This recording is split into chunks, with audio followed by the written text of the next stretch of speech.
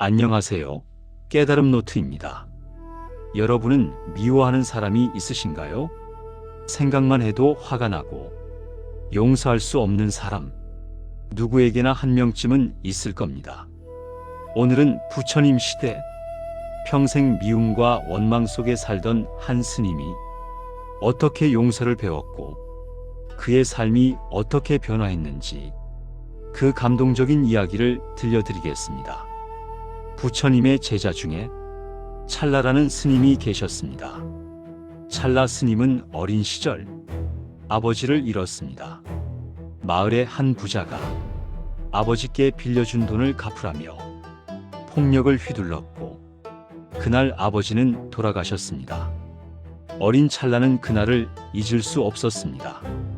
그 부자의 얼굴, 그 부자의 목소리, 그 부자의 냉소적인 웃음. 세월이 흘러 찰나는 출가했지만 마음속 깊은 곳에는 여전히 그 미움이 남아 있었습니다. 언젠가 반드시 복수하리라. 명상을 해도 경전을 읽어도 그 미움만은 사라지지 않았습니다. 어느 날 찰나 스님은 탁발을 나갔다가 한 노인과 마주쳤습니다. 그 노인은 바로 아버지를 죽게 만든 그 부자였습니다. 세월이 흘러 늙고 병들어 거리를 헤매고 있었습니다. 찰나 스님의 온몸이 굳어졌습니다. 손이 떨렸습니다. 이제 내 차례다. 복수할 수 있는 기회였습니다. 하지만 그 순간 노인이 쓰러졌습니다. 물 좀. 노인은 찰나 스님을 알아보지 못했습니다. 그저 한 스님이 자신을 도와줄 거라 믿고 손을 뻗었습니다. 찰나 스님은 그 자리에 서서 한참을 망설였습니다. 이대로 가버리면 된다. 이 사람이 내 아버지에게 한 것처럼. 하지만 발이 떨어지지 않았습니다. 결국 찰나 스님은 노인에게 물을 주고 근처 사원으로 데려갔습니다.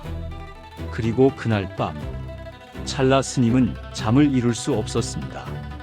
내가 왜 그랬을까? 왜 복수하지 못했을까? 다음 날 아침 찰나 스님은 부처님을 찾아갔습니다. 부처님, 저는 이해할 수 없습니다. 평생 복수를 꿈꿨는데 막상 기회가 왔을 때 왜 그를 도왔는지 모르겠습니다.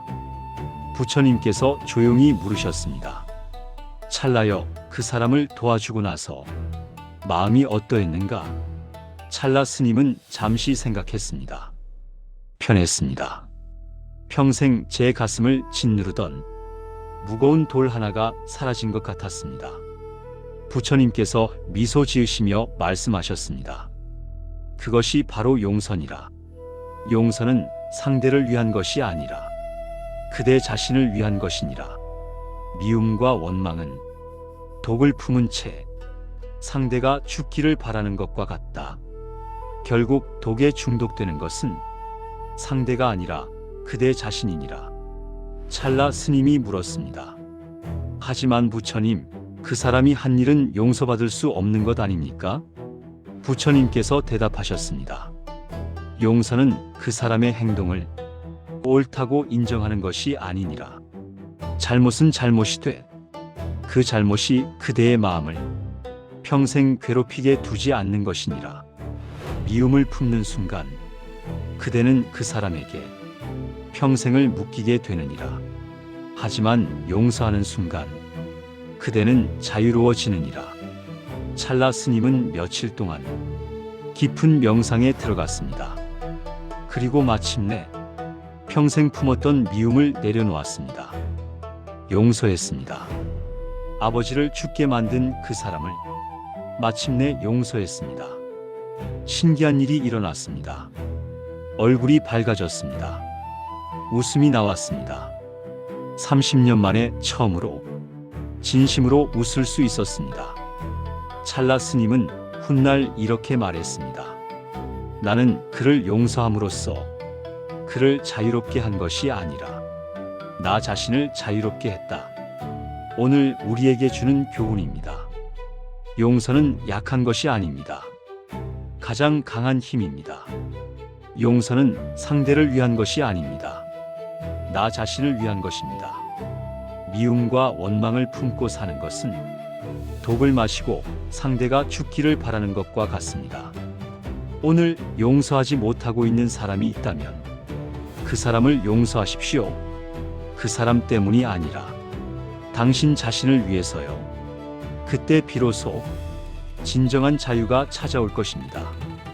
토요일 저녁 8시에는 감사하는 마음이 주는 기적에 대한 본문으로 찾아오겠습니다. 구독과 좋아요, 알림 설정 부탁드립니다.